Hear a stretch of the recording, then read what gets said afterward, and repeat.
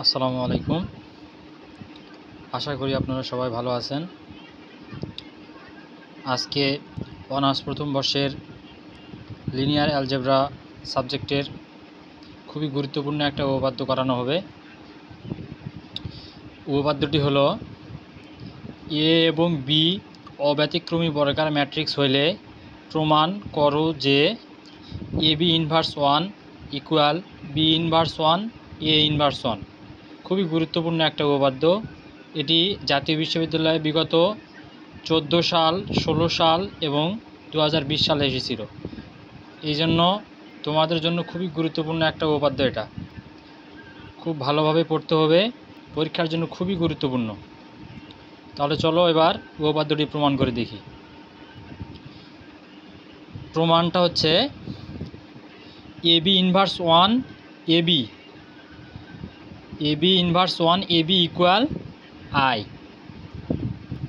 তাহলে যেহেতু এখানে A B inverse 1 A B equal I দেওয়া আছে, তাহলে আমাদের প্রমাণ করতে হবে বি ইনভার্স 1 এ ইনভার্স 1।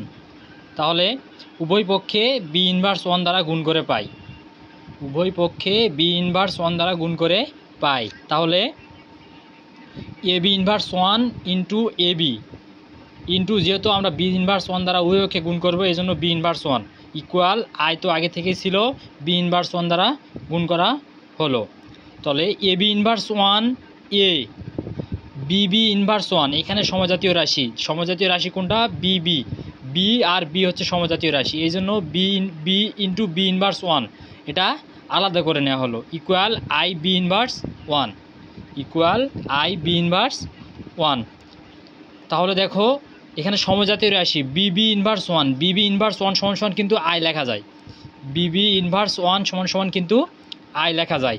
তাহলে এ বি ইনভার্স 1, তাহলে এ বি ইনভার্স 1 ইন্টু এ, এই যে এ তো আগে থেকেই ছিল, এখানে বি ইনভার্স 1 এর পরিবর্তে আই, বি ইনভার্সের পরিবর্তে আই বসানো হলো, ইকুয়াল এদিক থেকে আই যে বি ইনভার্স 1, এখান থেকে আইটা উঠে দেওয়া হলো, তাহলে বি ইনভার্স 1।